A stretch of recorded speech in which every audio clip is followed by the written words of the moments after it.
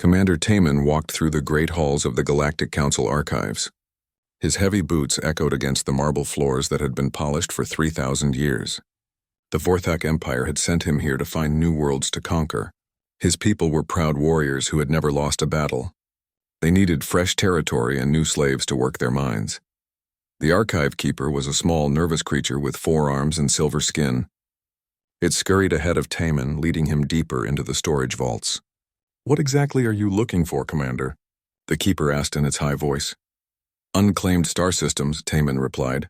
"My empire grows hungry for expansion. Show me the Outer Rim territories." The keeper's eyes glowed as it accessed the ancient database. Holographic star maps filled the air around them. Taman studied each system carefully. Most were already claimed by other species or marked as dangerous. But then he saw something interesting. "What about this one?" He pointed to a yellow star surrounded by several planets. "Sol system. Why is it marked in red?" The keeper's 4 hands trembled. "Oh no, Commander. That system is forbidden. It has been sealed by the oldest laws of the Council." "Sealed?" Taman laughed. "What could possibly threaten the mighty Vorthak Empire? Show me the records." The keeper hesitated, then activated another display. Ancient text appeared in the air, written in languages so old that the translation system struggled to understand them. "This decree was written when the Council first formed, Commander. It says, let the Sol system sleep. Let humanity dream, for their awakening brings only fire." Taman read the words again. Humanity. Never heard of them. "Are they some kind of warrior race?" "The records are very old and incomplete," the keeper explained. "From what we know, humans were a primitive species that lived in the Sol system. Their homeworld became poisoned and unlivable about 2,000 years ago. The survivors went into deep sleep in space stations waiting for their world to heal." "Deep sleep?" Taman's interest grew. "You mean cryogenic suspension?" "Yes, Commander. Billions of them, frozen in time. But the old laws say they must not be disturbed." Taman studied the star map more closely. The Sol system was perfectly positioned on the trade routes his empire wanted to control. If there were only sleeping primitives there, it would be easy to claim. "Who wrote these laws?" "Which species?" The keeper searched through more records. "That is the strange thing, Commander. No species claims to have written this law. It appears in the founding documents of every major civilization. Even races that have never met each other all have the same warning about humans." "Superstition," Taman said firmly. "Ancient fears passed down from ignorant ancestors. What threat could sleeping primitives pose to a galactic empire?" Meanwhile, on the far edge of known space, Captain Minji guided her salvage ship through a field of ancient debris. Her crew was a mix of different species, all looking to make quick money from abandoned wrecks. They had been following distress signals for days, hoping to find valuable technology. "Captain," called out her navigator, a blue-skinned Zentari named Kix. "I'm reading multiple ships ahead. They look old. Really old." Minji peered through the main viewer. Dozens of dark ships floated in the void, their hulls scarred and blackened. They were unlike anything she had ever seen. The design was crude and simple, but there was something disturbing about them. "Are there any life signs?" she asked. "Negative, Captain. They've been dead for centuries. But the power cores are still active. That was unusual. Most ships lost power within decades of being abandoned." Minji made her decision. "Take us in for a closer look. There might be something valuable aboard those wrecks." As they approached the derelict fleet, Minji noticed something strange. Every ship was heavily armed, not just with standard energy weapons, but with projectile cannons, missile tubes, and what looked like ramming spikes on the front hulls. "Who builds ships like that?" asked her engineer, a 6-legged insectoid named Zix. "Someone who likes to fight up close," Minji replied. She had seen many different ship designs in her years as a salvage captain, but nothing like these vessels. They looked like they were built for one purpose: destroying other ships, even if it meant destroying themselves in the process. They docked with the largest vessel and entered through an airlock. Emergency lighting still functioned, casting eerie shadows down the corridors. The ship was built for creatures roughly the same size as Minji, but everything felt wrong. The walls were covered in strange markings and symbols they couldn't translate. "Captain, you need to see this," Zix called from the bridge. Minji joined her engineer at what appeared to be the main tactical station. The screens were still active, showing battle plans and weapon configurations. But these weren't normal military tactics. The battle plans showed ship formations designed to ram enemy vessels, fighter craft that were meant to crash into larger ships, weapons that seemed to damage their own ships as much as the enemy. What kind of species fights like this? Kix asked nervously. Before Minji could answer, they heard a sound that made everyone freeze. It was coming from deeper in the ship. A soft humming noise like machinery powering up after a long sleep. "We should leave," whispered Zix. But Minji was curious. She led them toward the source of the sound, down corridors filled with empty weapon racks and battle armor that looked primitive but deadly. The humming grew louder as they approached what seemed to be the ship's central computer. A holographic display activated as they entered. Text appeared in an unknown language, but the translation system finally managed to process it. The message was simple and chilling. Emergency protocols activated. Long-range sensors detect approach of unknown vessels. Beginning awakening sequence for Battle Group 7. Estimated time to full combat readiness 72 hours. Message to all human vessels. Remember what we are.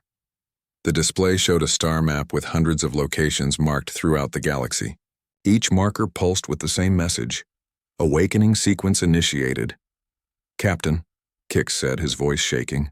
"Those coordinates. They're everywhere. There are human ships hidden all over the galaxy." Minji stared at the display in growing horror. This wasn't a derelict fleet. These were sentinel ships left behind to watch for intruders, and now they were waking up. Back in the archives, Taman had made his decision. The old warnings were clearly just primitive superstition. His empire needed the Sol system, and a few billion sleeping primitives would make excellent slaves once awakened. He activated his communicator and sent a message to the Vorthak High Command. "This is Commander Taman. I have found our new territory. Prepare the awakening fleet. We're going to give humanity a very rude awakening." The archive keeper watched in horror as Taman left the building. With trembling hands, it accessed the most restricted files in the database. Deep in the classified records was the complete warning about humans, written by the first species to encounter them long ago. They are not like us. They do not fight for territory or resources. They fight because they exist. They do not surrender when defeated. They do not negotiate when outnumbered. They adapt, they endure, and they never forget an enemy. We sealed them away not to protect ourselves from them, but to protect them from what they might become if awakened. For when humans wake from their long sleep, they will remember what they are, and what they are is the end of peace in the galaxy. The Keeper sent out one final desperate message to every species in the galaxy. The Vorthak Empire is going to wake the humans. May the stars forgive us all, but it was too late. The awakening fleet was already being prepared, and Commander Taman was about to learn why some rules should never be broken. Dr. Hyunwoo sat alone in the observation deck of Station Omega, one of hundreds of hidden human outposts scattered throughout the outer rim. For 2,000 years, he had been the only one awake, watching over billions of sleeping humans in their cryogenic pods. His hair had turned white long ago, and his hands shook from the weight of endless years. The monitoring systems had been quiet for so long that the sudden alarm made him jump. Red lights flashed across his control panel as incoming transmission signals appeared on his screens. Hyunwoo stared at the readings in disbelief. Someone was approaching the Sol system. Someone was trying to contact the sleeping stations. "This cannot be happening," he whispered to himself. The transmission came through in a language he did not recognize, but the computer quickly provided a translation. It was from something called the Vorthak Empire. They were demanding that all human stations prepare for inspection and relocation. They spoke of humans as if they were cargo to be moved around. Hyunwoo's hands moved across the control panel with surprising speed for someone so old. He activated emergency protocols that had not been used in over 2 millennia. Deep beneath the station, ancient computers came to life. Communication arrays that had been dormant since the Great Sleep began transmitting coded messages across the galaxy. The awakening protocol was simple but devastating. Every human station would receive the signal simultaneously.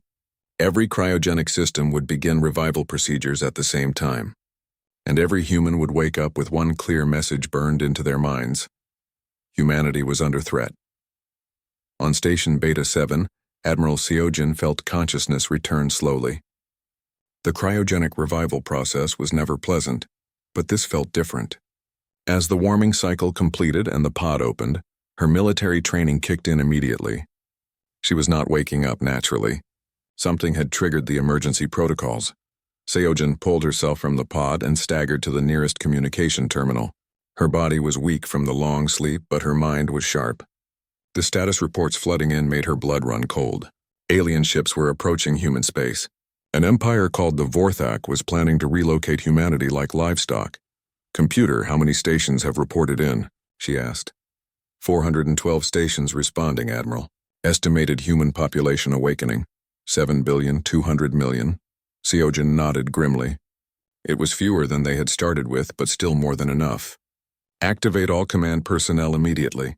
Priority revival for all military officers. And send the old signal to every station. What message, Admiral? Remember what we are. 3 systems away. General Wu Jin emerged from his cryogenic pod aboard Military Station Alpha. Unlike the civilian stations, this facility had been designed for one purpose: storing humanity's greatest military minds until they were needed again. Wu Jin had been frozen in the middle of planning humanity's final battle for Earth. Now he was waking up to find that the war was not over. He made his way to the command center, where dozens of other military officers were already gathering. Their bodies were weak from the long sleep, but their eyes burned with the same fire that had driven humanity to fight until their world was poisoned and dead. "Report," Wu Jin commanded. Captain Dongsu, his former aide, handed him a datapad. "Sir, we have confirmed alien contact. A species called the Vorthak Empire has sent ships to claim our territory. They think we are helpless refugees." Wu Jin studied the tactical data. The Vorthak had impressive ships and advanced technology.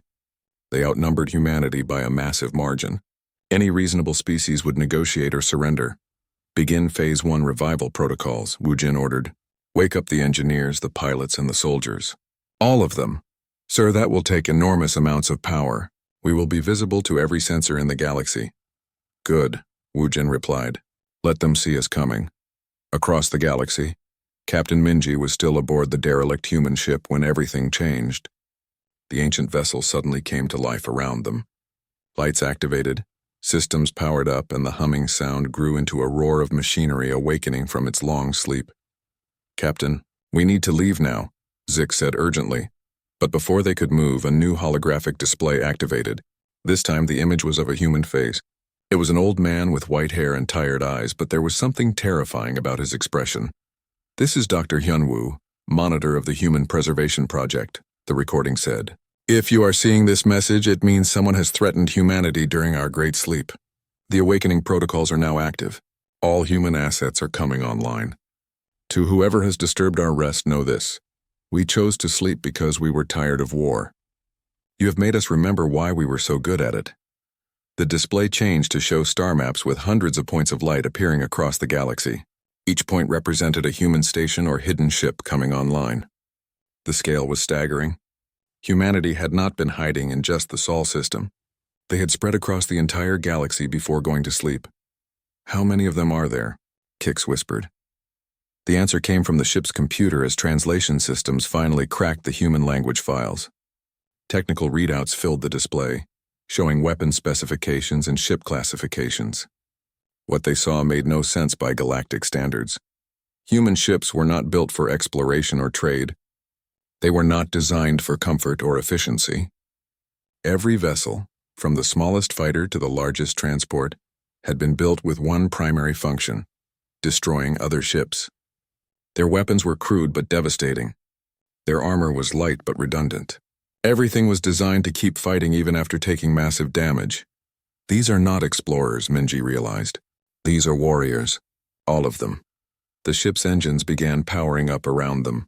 After 2,000 years of silence, the ancient vessel was preparing to fly again. Emergency klaxons echoed through the corridors as automated systems brought weapon arrays online. On Station Omega, Dr. Hyunwoo watched the revival progress reports with mixed emotions. Billions of his people were waking up from their long dream. Soon humanity would be active in the galaxy again, but he remembered what they had been like before the Great Sleep. He remembered why they had chosen exile over peace. "Computer, send a general message to all awakening stations," he commanded. "Ready to transmit, Doctor." "This is not our choice," Hyunwoo said slowly. "We did not want to wake up. We chose sleep to protect the galaxy from what we are. But someone has forced our hand. The Vorthak Empire thinks we are helpless primitives. They will learn otherwise. All stations are to begin Phase 2 preparations immediately. Phase 2 confirmed, Doctor. Beginning industrial activation and weapons manufacturing protocols. Throughout human space, massive automated factories began awakening. Assembly lines that had been dormant for millennia started producing ammunition, spare parts, and new weapons. Shipyards hidden inside asteroids and nebulae began constructing new vessels, using designs that had been perfected during humanity's final wars. Commander Taman was still traveling toward the Sol system when his ships began detecting energy signatures throughout the galaxy. At first, his sensors showed just a few isolated power sources, then dozens, then hundreds. Soon the displays were showing thousands of energy signatures appearing across known space. "What is happening?" he demanded from his bridge crew. "Unknown, Commander," his science officer replied nervously. "We are detecting massive power activation throughout the Outer Rim territories. It appears to be some kind of coordinated awakening." Taman felt a cold sensation in his stomach. The energy signatures were appearing in places that had been empty space according to all galactic charts. Hidden bases were revealing themselves everywhere. "Sir," his communications officer called out, "we are receiving a transmission on all frequencies. It appears to be coming from the Sol system. Put it through." The main viewer displayed the image of an elderly human with white hair and ancient eyes. When he spoke, his voice was calm but filled with something that made Taman's warrior instinct scream warnings. "This is Dr. Hyunwoo speaking for all of humanity. To the Vorthak Empire and Commander Taman specifically, you have made a terrible mistake. We have been asleep for 2,000 years because we chose peace over war. You have chosen war over peace. You wanted to wake us up. You wanted to relocate us. You wanted to use us as slaves." The old man paused and his expression grew cold. "Your wish is granted. We are awake, and we remember what we are." The transmission ended, leaving Taman staring at a blank screen. Around him, his bridge crew waited for orders. But for the first time in his military career, the proud Vorthak commander had no idea what to do. In the depths of space, 7 billion humans were opening their eyes for the first time in 2 millennia. And every single one of them was angry. The first battle happened near Kepler Station, a small mining colony on the edge of Vorthak space. Captain Jeong commanded the human vessel Defiance, a ship that looked tiny compared to the massive Vorthak dreadnought Eternal Glory. The alien warship was 10 times larger and carried enough firepower to destroy a small moon. "Commander," Taman watched from his flagship as his subordinate prepared to capture the primitive human vessel. This would be an easy victory to boost morale after the disturbing reports coming from across the galaxy. "Human vessel, this is Commander Brex of the Eternal Glory," the Vorthak officer broadcast. "You are outnumbered and outgunned. Surrender immediately and prepare to be boarded." Captain Ji-young sat in her command chair, studying the massive alien ship through her viewscreen.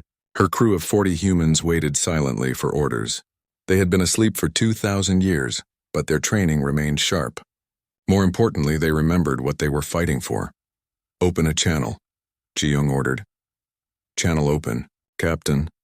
Ji-young looked directly into the camera that would transmit her image to the alien ship. Her voice was calm and cold when she spoke. "You woke us up." Those 4 words were the only warning she gave.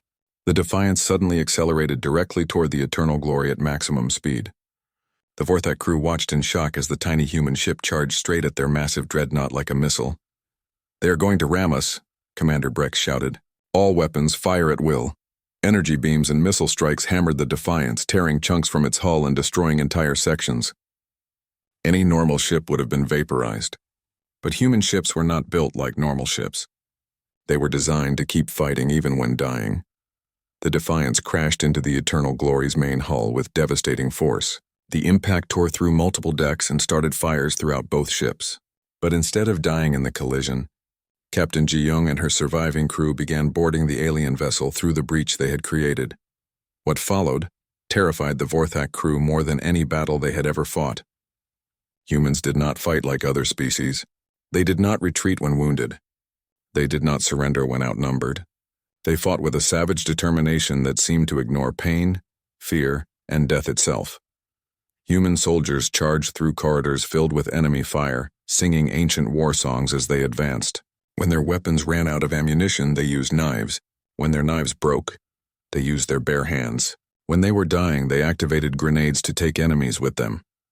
Within 2 hours, the Eternal Glory was under human control. Commander Brex and his surviving crew were locked in their own brig, staring in shock at their captors.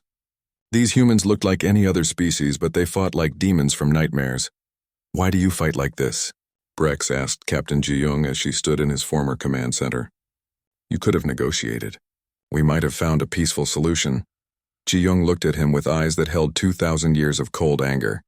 "You wanted to relocate us like cargo. You wanted to use us as slaves. You woke us from the first peaceful sleep we had enjoyed in centuries." She paused and smiled, but there was no warmth in it. "This is us being peaceful." News of the battle spread quickly through both human and alien communication networks. The Vorthak Empire was stunned that a single small ship had captured their most powerful dreadnought. Other alien species throughout the galaxy watched the footage with growing horror. These humans did not fight like any known species. On the planet Nexus Prime, Colonel Jin Wan led the first human ground assault in over 2 millennia. The Vorthak occupation force had 10,000 soldiers defending the planet's capital city. Jin Wan had only 800 Marines who had just awakened from cryogenic sleep. The aliens expected a normal planetary assault. They prepared defensive positions and waited for the humans to establish a beachhead and begin conventional warfare. Instead, the human dropships crashed directly into the city center, and the Marines immediately began urban combat operations. Human soldiers did not try to minimize civilian casualties or protect infrastructure. They used the city itself as a weapon, collapsing buildings to trap enemy forces and setting fires to create smoke screens. They fought from sewers, rooftops, and abandoned buildings, turning every street into a battlefield. "They are everywhere," reported Major Vec, the Vorthak commander. "We kill one squad and 2 more appear behind us. They do not fight like soldiers. They fight like what?" his superior demanded. "Like they enjoy it." The battle for Nexus Prime lasted 3 days. When it ended, the human flag flew over the planetary government building and 8,000 Vorthak soldiers were dead or captured. Colonel Jin Wan had lost half his force, but his surviving Marines were already preparing for the next assault. Meanwhile, Engineer Su-young worked frantically in hidden shipyards throughout human space. Her job was to upgrade human vessels with technology captured from alien ships, but she was not trying to make them better. She was making them deadlier. Every system she installed had a self-destruct option. Every weapon could overload to cause maximum damage. Every ship computer was programmed with one primary directive: destroy the enemy, regardless of cost. "These modifications will reduce ship survivability by 30%, her assistant pointed out. "Good," Su-young replied without looking up from her work. "Dead enemies cannot shoot back." The galaxy watched in growing terror as human fleets spread like wildfire across known space. They did not conquer planets to rule them. They destroyed everything that could be used against them and moved on. Trade routes collapsed as human raiders appeared without warning, attacking any ship that might be carrying supplies to their enemies. Entire alien species fled toward the galactic core, abandoning their homeworlds rather than face advancing human forces. The refugees brought stories that grew more terrifying with each telling. Humans who fought until their last breath, ships that exploded rather than surrender, soldiers who smiled as they died, as long as they took enemies with them. Admiral Seojin stood on the bridge of the human flagship Retribution as solar systems burned around them. The war had been raging for 6 months, and already the galaxy was transforming into something unrecognizable. "Admiral, we are receiving surrender offers from 12 different species," her communications officer reported. "Ignore them," Seojin ordered. "They woke us up. Now they deal with the consequences." "But Admiral, some of these species were not involved in the Vorthak decision. They are innocent."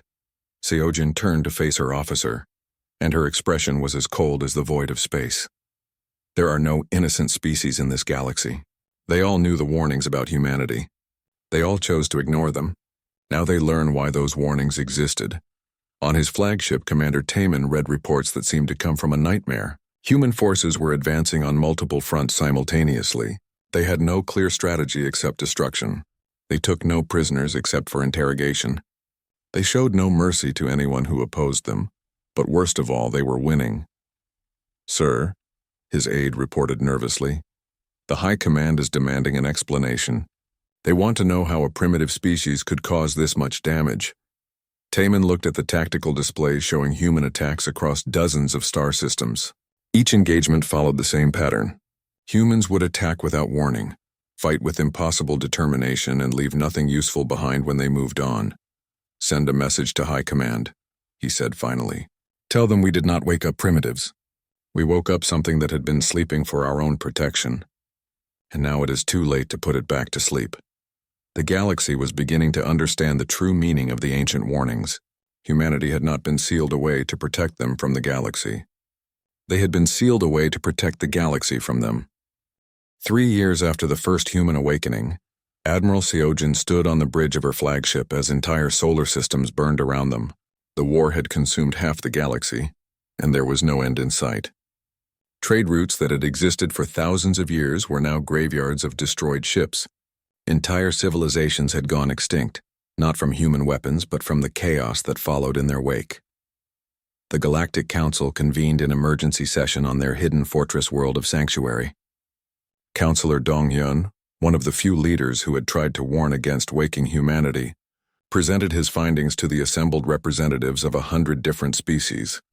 "The situation is beyond critical," he announced to the gathered aliens. "In 3 years, humanity has destroyed or displaced 47 major civilizations. They have made faster-than-light travel dangerous throughout the Outer Rim. Our entire way of life is collapsing." The council chamber erupted in angry voices as species blamed each other for the catastrophe. The Vorthak representatives sat in silence, knowing that everyone held them responsible for starting this nightmare. "What do the humans want?" demanded the crystalline hive mind representative. "What are their terms for peace?" Dongyun activated a holographic display showing intercepted human communications. "They have no terms. They do not want to rule the galaxy. They want to burn it down. Every message we intercept contains the same themes: revenge, destruction, and something they call finishing what was started."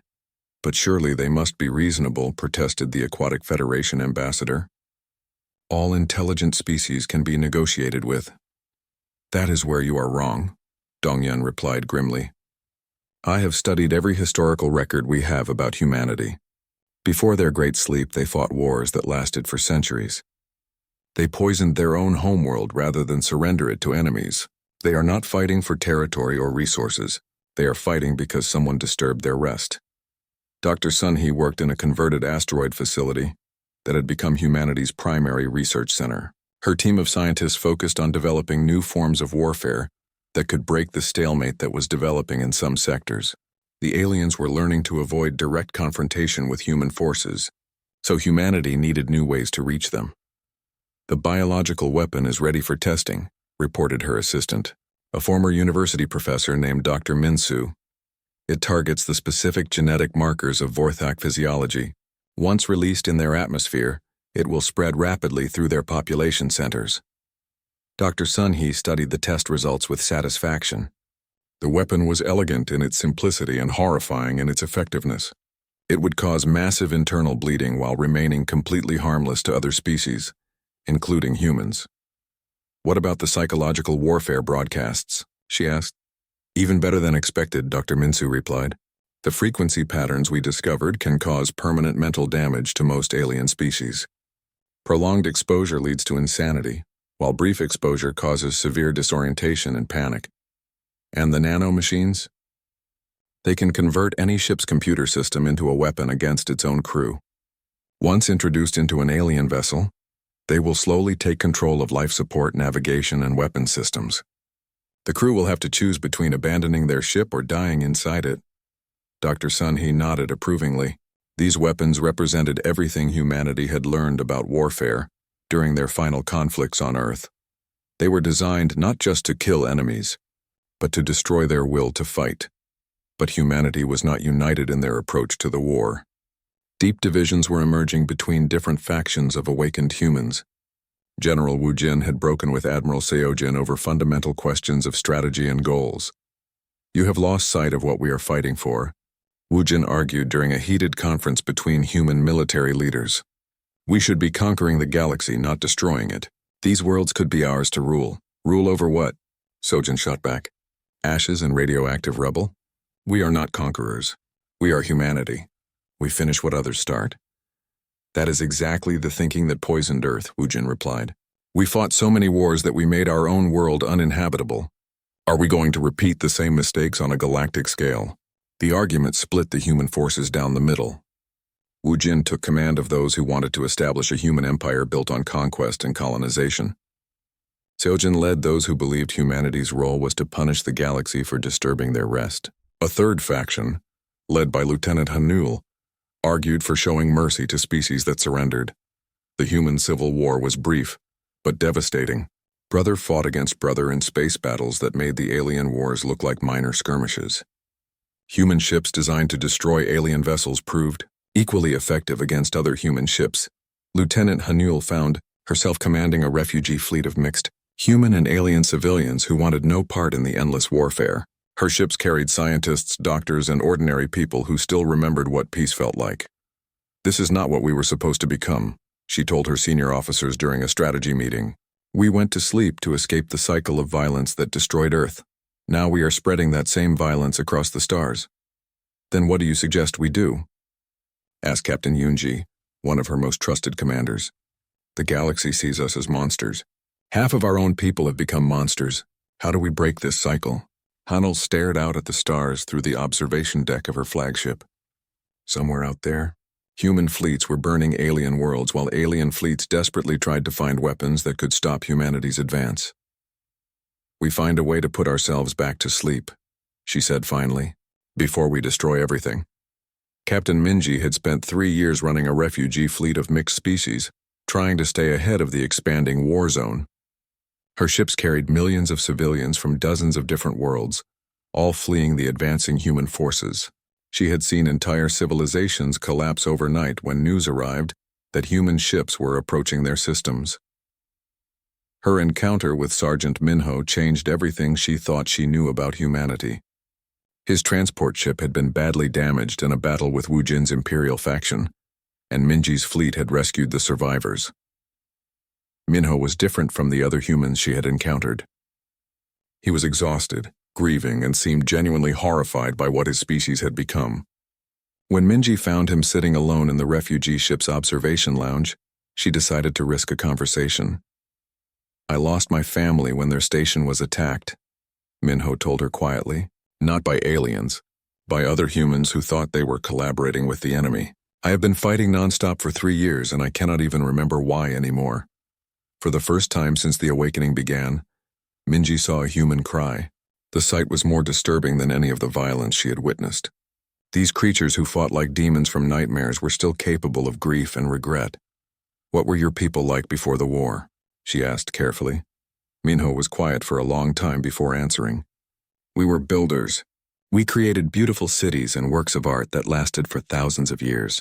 We explored the stars because we wanted to see what was out there. We loved music and stories and learning new things. What happened to that side of humanity?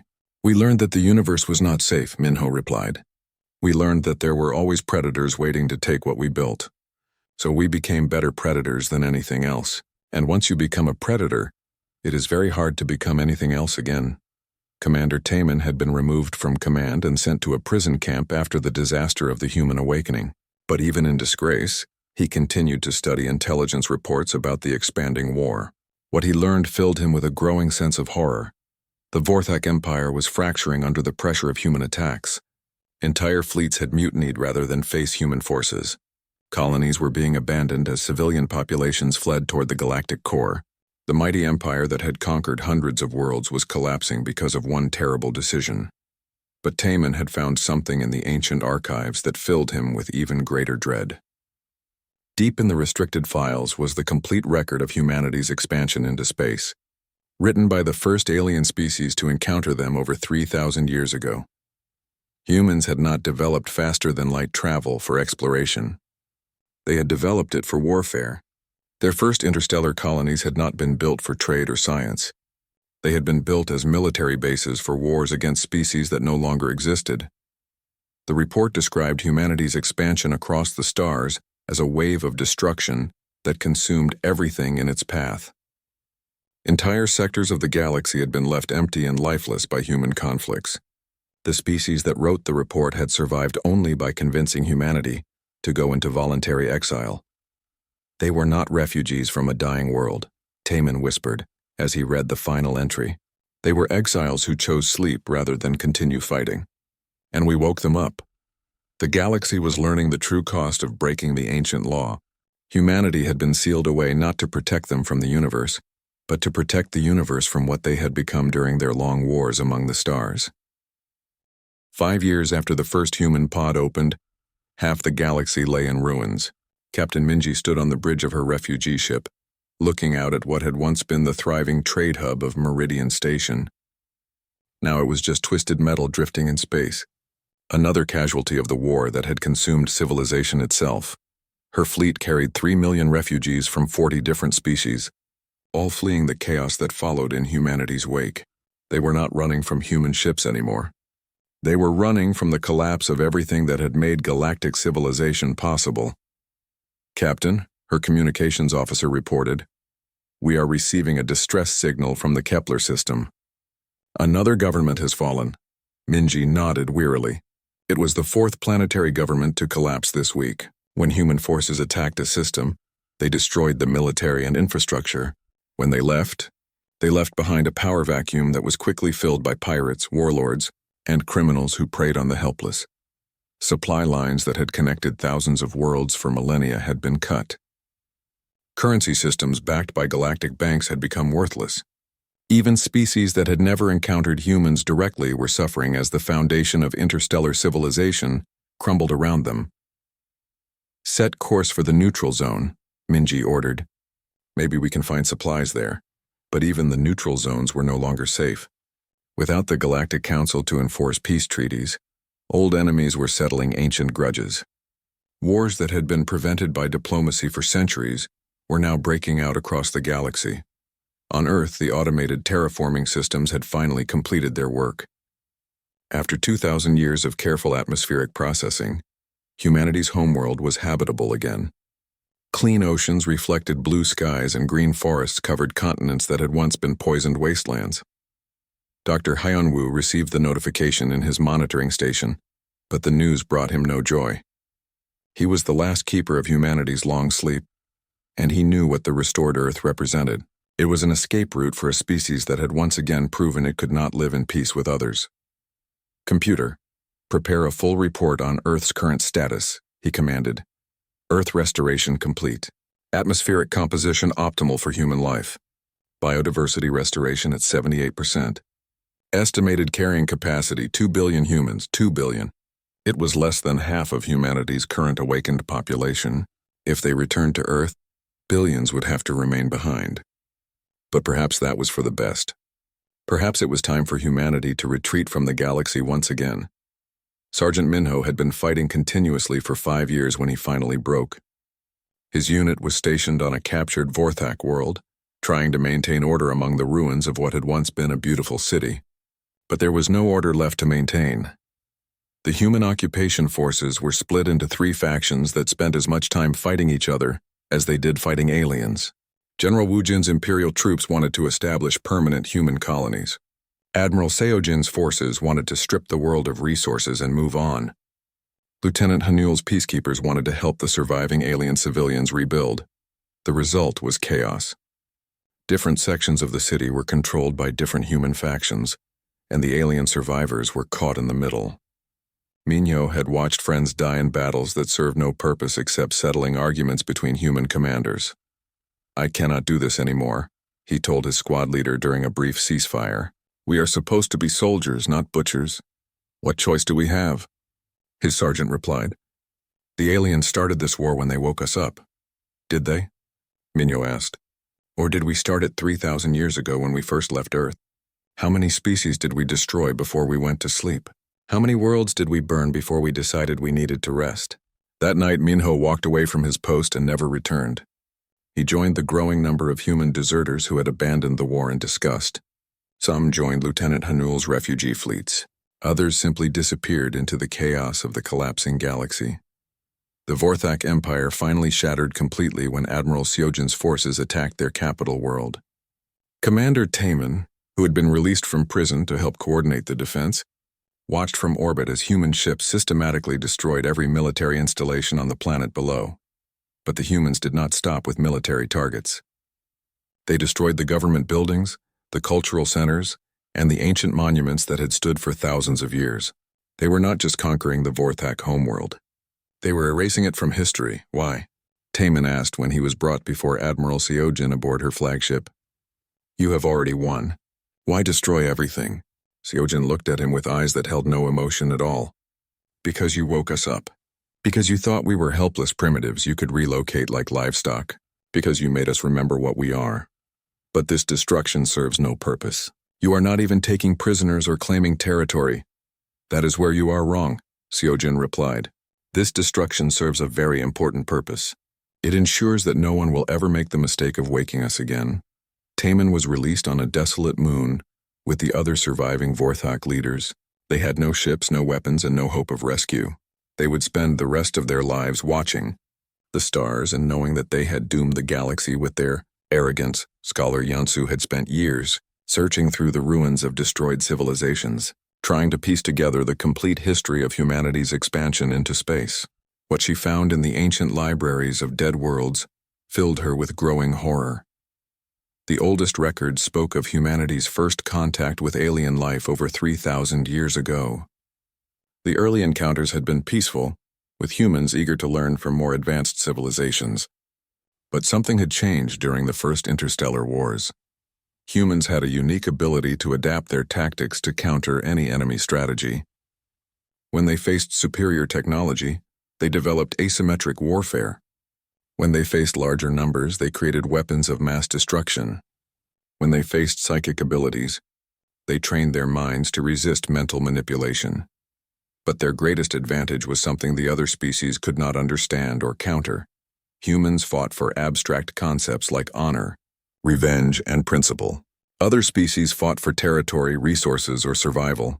Humans would fight to the death for ideas that existed only in their minds. They did not become monsters, Yansu realized as she read the final entries in the galactic archives. They were always monsters. They just learned to control it for a while. The records showed that humanity's expansion had been halted not by military defeat, but by their own choice. After burning hundreds of worlds and driving dozens of species extinct, they had simply stopped fighting and gone to sleep. They exiled themselves, she whispered.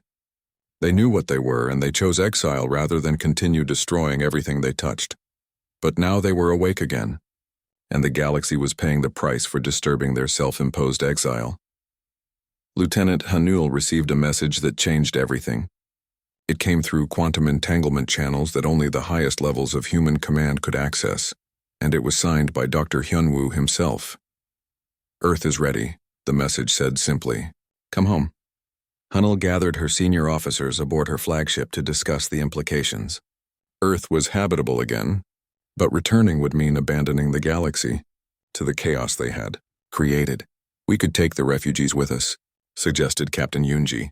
Show the galaxy that not all humans are destroyers, and when the next empire rises to power? Asked Commander Jisoo. When they discover Earth and decide to wake us again? How many times can we repeat this cycle? Hanil stared at the star charts showing the advancing fronts of human forces throughout the galaxy. General Woojin was establishing colonies on conquered worlds. Admiral Seojin was burning everything in her path. The human civil war was spreading as fast as the war against alien species. There is only one way to end this, she said finally. We have to put ourselves back to sleep. All of us. Forever. That would mean abandoning millions of humans who are still fighting, Yunji protested. Yes, Hanul replied sadly. But it would also save the galaxy from what we have become. The decision would tear humanity apart one final time. Those who wanted to return to Earth and sleep again. Those who wanted to rule the galaxy as conquerors. Those who wanted to finish burning it all down. But before that choice could be made, something new appeared on the edge of known space. Something that had been waiting and watching for thousands of years. Something that had finally decided the galaxy was weak enough to claim. The real war was about to begin. 10 years had passed since Commander Taman first opened that ancient archive file. The Galactic Council was gone, its capital world now a graveyard orbiting a dying star. Most of the great powers had either been destroyed or retreated to hidden refuges in the darkest corners of space. The humans controlled vast territories, but they ruled over ashes and ruins. Admiral Seojin stood on the bridge of her flagship, looking older than her years. The endless war had aged all of humanity prematurely. Her gray hair was streaked with white, and scars covered her hands from battles she could barely remember. Around her, the crew worked quietly at their stations, their faces showing the same exhaustion that had settled over the entire human fleet. "Admiral," her communications officer called out, "we are receiving a transmission from Earth. Dr. Hyunwoo requests immediate conference with all human commanders." Seojin nodded wearily. She had been expecting this call for months. The automated terraforming systems had completed their work, and Earth was ready to welcome humanity home. But home to what? A species that had forgotten how to live without war? The holographic conference included every major human leader scattered across the galaxy. General Woojin appeared from his conquered territories in the Vega sector. Lieutenant Hanul joined from her refugee fleet near the galactic rim. Dr. Hyunwoo's aged face filled the center of the display, and behind him stood the representatives of a dozen smaller human factions.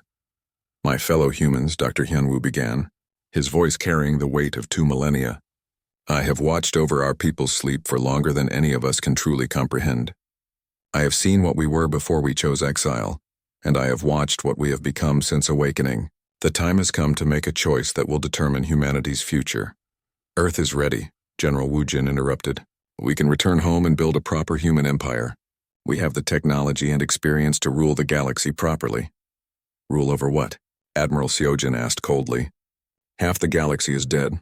The other half hates us more than they fear death itself. We have become exactly what we were trying to escape when we went to sleep." Lieutenant Hanul leaned forward in her transmission. "There is another option. We return to Earth and go back to sleep. All of us. We seal ourselves away again and let the galaxy heal. And when the next species discovers us," Dr. Hyunwoo asked gently, "when they decide to wake us for their own purposes? How many times can we repeat this cycle?" Before anyone could answer, every alarm on every ship began sounding simultaneously. Emergency broadcasts flooded the communication channels as something massive appeared on the edge of known space. "Unknown contacts detected," Seojin's tactical officer reported. "Massive energy signatures approaching from beyond the galactic rim. Estimated fleet size, impossible. The readings must be wrong." But the readings were not wrong. As the long-range sensors provided clearer data, humanity faced something that made their own fleets look tiny by comparison. Thousands of ships, each larger than the biggest human dreadnought, moved in perfect formation toward the heart of the galaxy. The transmission that followed was broadcast on every frequency simultaneously, in every known language. The voice that spoke was artificial, cold, and utterly without emotion. "This is the collective. We have monitored this galaxy for 4,000 years, waiting for the dominant species to weaken themselves through warfare. That time has now arrived. All biological life will be processed for resources. Resistance will be met with total extermination." Dr. Hyunwoo's face went pale as he accessed ancient files that had been sealed since humanity's first expansion into space. "I remember them," he whispered. "The Devourers. They were the reason we first left Earth's solar system. We thought we had outrun them." "How many ships?" General Woojin demanded. "Preliminary count shows over 10,000 vessels," came the reply from multiple human fleets. "They appear to be some form of machine intelligence. No biological signatures detected." Admiral Seojin felt something she had not experienced in years, genuine fear, not for herself, but for the handful of civilizations that had somehow survived humanity's rampage across the galaxy. The refugees, the hidden colonies, the species that had retreated to the galactic core.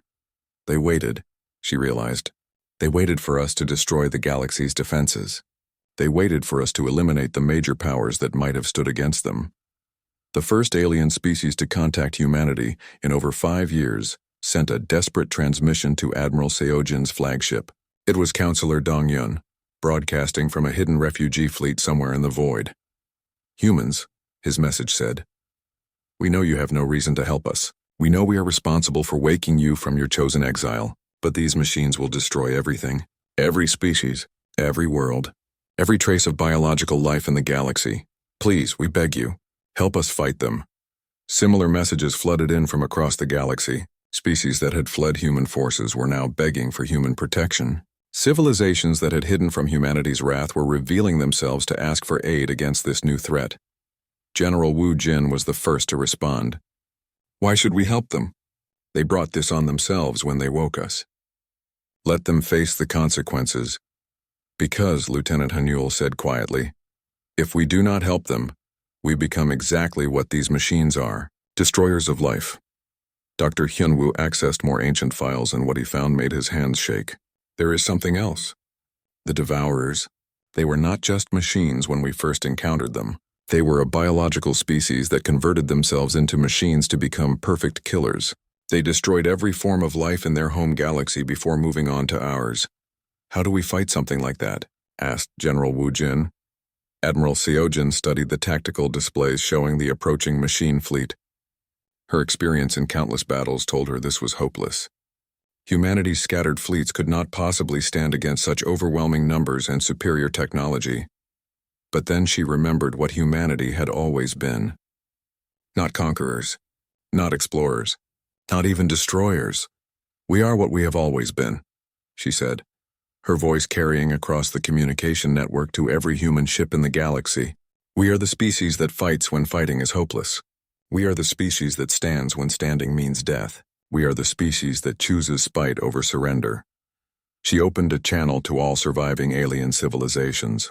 This is Admiral Seojin of the Human Defense Fleet.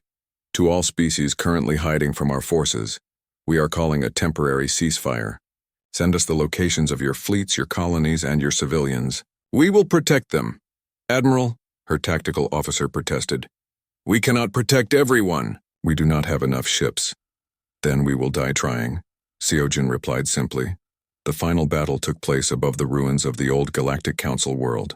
Every surviving human ship had gathered there, along with the remnants of alien fleets that had emerged from hiding to join the desperate last stand. Captain Minji brought her refugee fleet, now converted into fighting ships with weapons salvaged from human wrecks. Commander Taman arrived with a small Vorthak squadron, the last survivors of his species. Even pirates and criminals had joined the alliance, knowing that the machines would destroy them regardless of their past crimes. The human fleet numbered less than 3,000 ships. The Devourer force was over 10,000 strong, with technology that seemed to bend the laws of physics. It should have been a massacre.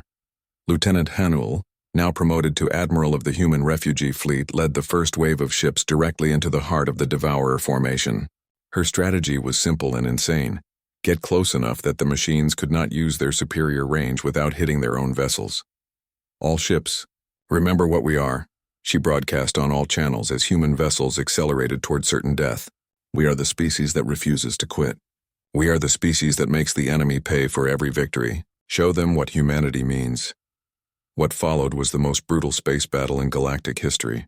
Human ships crashed into machine vessels at ramming speed. When their weapons failed, human crews set off their own reactors to damage nearby enemies. When their ships were boarded, human soldiers fought hand-to-hand against mechanical warriors in the corridors. The aliens watched in amazement as humanity fought exactly the way they had always fought, with complete disregard for their own survival. Human captains sang ancient war songs as their ships exploded around them. Human marines charged into impossible odds with nothing but determination and spite. But the machines were learning. For every human ship destroyed, they adapted their tactics. Their weapons became more effective. Their defenses grew stronger. Slowly but inevitably, the human fleet was being destroyed. Admiral Seojin watched from her command ship as 2/3 of humanity's remaining vessels were turned into drifting wreckage. The alien ships that had joined them were faring even worse. In another hour, the battle would be over, and the machines would continue their harvest of the galaxy. That was when Dr. Hyunwoo sent his final transmission to every human ship in the fleet. My fellow humans, the old man said, his image appearing on every screen throughout the fleet. I have spent 2,000 years watching over our people's sleep. I have seen what we were, what we became, and what we chose to be. Now I offer you one final choice. On every human vessel, new systems came online, weapons that had been hidden even from the ship's own crews. Dr. Hyunwoo had spent decades installing them in secret, preparing for a day he had hoped would never come.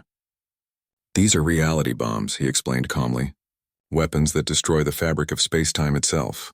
If we activate them, we will not only destroy the machine fleet, we will make faster-than-light travel impossible throughout this entire region of space. The galaxy will be isolated, but it will be safe." "The cost?" Admiral Seogen asked, though she already knew the answer. "Every ship that activates these weapons will be destroyed instantly. Every human aboard will die, and the barriers we create will ensure that no one can leave this galaxy ever again." General Wu Jin was the first to respond. "You are asking us to commit suicide to save species that hate us." "No," Dr. Hyunwoo replied. "I am asking you to remember what we chose to be when we went to sleep 2,000 years ago. We chose to protect the galaxy from ourselves. Now we have the chance to protect it from something even worse." One by one, human captains began responding on the communication channels. "Captain Ji Young of the Defiance. I volunteer. Colonel Jin Hwan of the Marine Transport Vengeance. My ship is ready. Engineer Su Young of the Research Vessel Discovery. Activating reality bomb." Admiral Seogen looked around her bridge at the faces of her crew. These men and women had followed her through 10 years of constant warfare. They had never questioned her orders, even when those orders led to certain death. "What do you say?" she asked them. Her tactical officer smiled grimly. "We have been fighting for 10 years, Admiral." "What is one more battle? Especially if it is the last one," added her communications officer. Admiral Seogen nodded and opened a channel to Dr. Hyunwoo. "This is Admiral Seogen. The Human Defense Fleet volunteers for final duty." Across the galaxy, human ships began activating weapons that would tear holes in reality itself. The explosions that followed were visible from thousands of light-years away, as space-time fractured and reformed in patterns that made faster-than-light travel impossible. The Devourer fleet was caught in the reality storm and torn apart at the molecular level. Their perfect machines were reduced to atoms scattered across dimensions that no longer existed in normal space. But the human fleet died with them. Every ship that activated a reality bomb was instantly destroyed, taking its crew into whatever lay beyond death. Admiral Seogen's last transmission was heard across the galaxy, as her ship disappeared into a tear in space-time itself. "This is humanity's final gift to the galaxy. We are going to sleep again. This time forever. Do not wake us. Do not look for us. Learn to live in peace, because we have made sure you will never have to face anything like us again." Captain Minji survived the battle because her refugee ship had been assigned to evacuate civilians rather than fight. She watched from a safe distance as the reality bombs tore the fabric of space apart and sealed the galaxy away from the rest of the universe. In the aftermath, she found herself commanding a fleet of mixed species that had nowhere to go. Faster-than-light travel was impossible now. Each solar system was isolated from all others. The great galactic civilization was ended forever, but life would continue. The machines were destroyed. The warlike species that had dominated the galaxy were gone. In their place, perhaps something better could grow. Sergeant Minho had deserted from the human fleet years earlier and was living on a remote colony when the reality bombs activated. He felt the death of his species across the quantum void, and he wept for the friends he had lost and the peace they had finally found. The automated systems on Earth continued broadcasting humanity's final message into the void.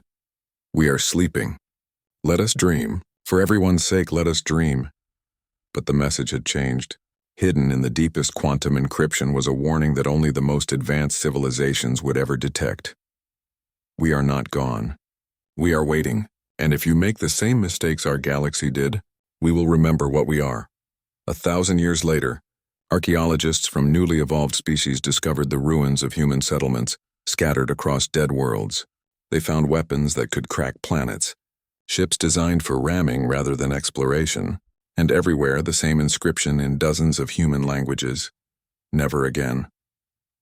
They pieced together the story slowly, wondering at a species that had possessed the power to conquer the stars, but chose instead to guard the galaxy from threats beyond imagination, even when it meant eternal exile from existence itself. Scholars debated whether humanity had been heroes or monsters, but they all agreed on one thing: humanity had been exactly what the galaxy needed them to be when they needed to be it. And in the cold depths of space, automated beacons still broadcast on frequencies that no living species could detect. "We chose to sleep so that you could dream. Remember us not as conquerors but as guardians, For we are what we have always been, the species that stands watch in the dark. The galaxy learned to live without faster-than-light travel. Civilizations grew and prospered in isolation, never knowing how close they had come to total annihilation. Peace reigned among the stars for the first time in galactic history. But sometimes in the deepest reaches of space, explorers reported strange signals, ancient human distress beacons still broadcasting after a millennium of silence. Ghost ships drifting between the stars, their crews long dead but their weapons still active.